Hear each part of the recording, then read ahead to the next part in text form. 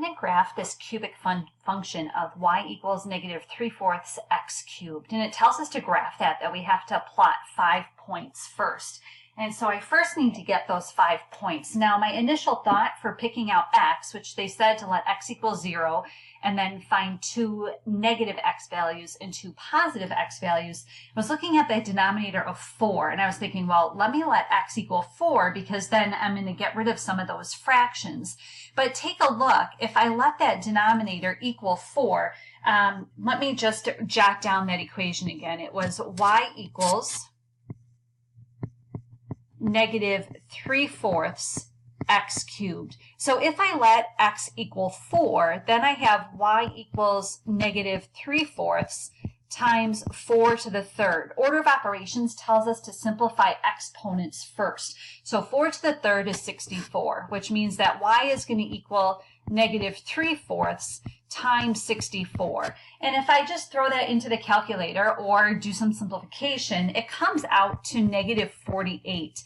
And if you notice then that our point would be at 4, negative 48, where I would plot that first point.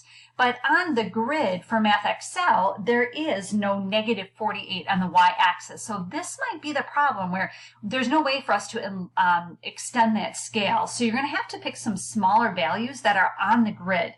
So instead of letting x equal 4, I'm actually going to let x equal 1 and 2, and then negative 1 and negative 2 to make sure I come up with those 2 positives and 2 negatives. So let me go back here, and I am going to slide this up. Hold on just one second.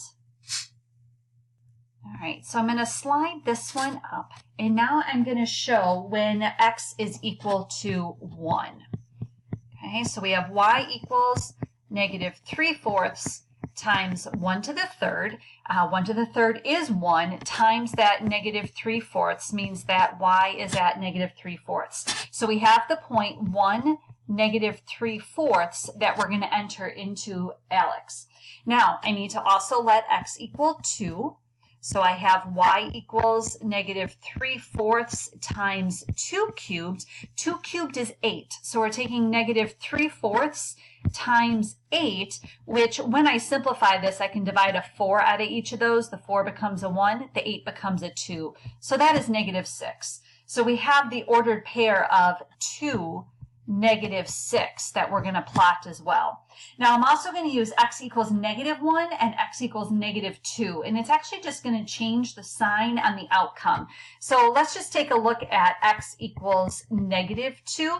So I have y equals negative 3/4 times negative 2 cubed. Well, negative 2 cubed is going to give us a negative 8 because we're taking negative 2 times itself 3 times. So this is negative 3/4 times negative 8, which means when I divide out that 4, I'm left with a negative 2, which gives us a positive 6 when I multiply it with the negative 3. So the point negative 2, positive 6 is also on this grid.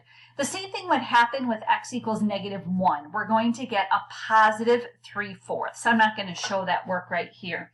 So then also remember we have to plot the point 0, 0. So now I'm going to go back to our ALEKS graphing tool. And first we have to plot the points. That's this button right here. So I'm going to click on that button, and it tells me to write in the ordered pairs. So I'm going to start with 0, 0. So I'll put in the 0 and the 0 and tell it to plot it.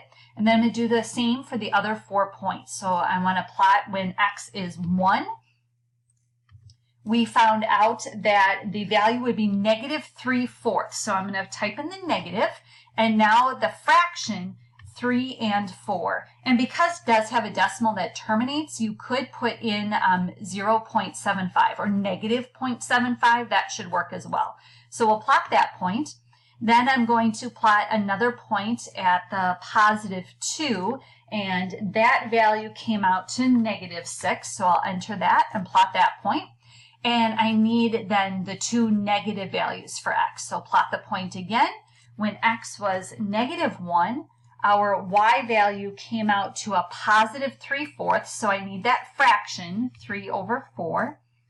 And then I'm going to plot that point.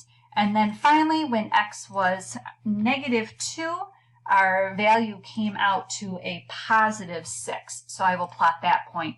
So now I've got the points plotted, and it says then click on the graph icon. That's this one right here. It's going to connect those points and create the graph. So let me click on that, and it creates the graph for us. Once I check that graph, it does tell me that it was correct. So notice I had to do a couple of different things. I had to make sure the values I was finding were within the scale on the grid provided. I had to plot the points using this tool, and then I had to draw the line using this tool once those points were plotted.